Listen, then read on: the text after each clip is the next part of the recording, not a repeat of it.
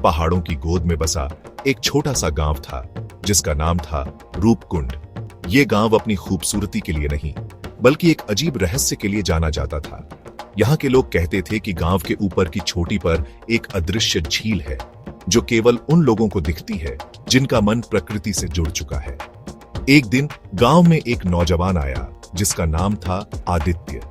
वो एक शहर का रहने वाला था जिसे पहाड़ों की खूबसूरती ने अपनी ओर खींच लिया था। उसे गांव वालों की बातें सुनकर हंसी आती थी, पर उसके मन में एक जिज्ञासा भी थी। एक रात गांव के सब लोग सो रहे थे। चांद की रोशनी में आदित्य ने पहाड़ों की चोटी पर जाने का फैसला किया। वो अकेला था, पर उसका मन बिल्कुल शांत था। जैसे जैसे वो ऊपर जा रहा था, हवा की सरसराहट तेज होती गई और जंगल की अजीब आवाजें सुनाई देने लगी। रास्ते में उसे एक पुराना मंदिर मिला। मंदिर के पास एक बूढ़ा साधु बैठा था। बाबा, क्या सच में यहाँ कोई अदृश्य झील है? बेटा, झील को आंखों से नहीं बल्कि मन से देखा जाता है। ये प्रकृति का एक रहस्य है जो उन लोगों के लिए खुलता है जो उसके साथ एक हो जाते हैं। आदित्य ने साधु की बात को ध्यान से सुना और अपनी यात्रा जारी रखी।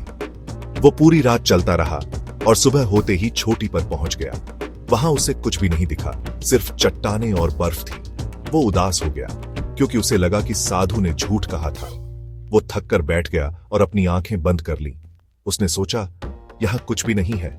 तभी उसे एक अजीब सी आवाज सुनाई दी जो हवा के साथ बह रही थी। ये आवाज इतनी मधुर थी कि उसने अपनी आंखें खोल ली। उसने देखा कि हवा की सरसराहट में पहाड़ियों की चट्टानें और पेड़ सभी एक धुन बजा रहे थे। ये धुन इतनी खूबसूरत थी कि आदित्य को लगा कि वो किसी दूसरी दुनिया में आ गया है। तभी उसे पानी की बूंदों की आवाज सुनाई। उसने देखा कि हवा के कण पानी बन रहे थे और वो पानी उसके सामने एक झील का रूप ले रहा था। ये कोई साधारण झील नहीं थी। इसका पानी इतना साफ था कि वो खुद को उसमें देख सकता था और झील के अंदर सितारे चमक रहे थे।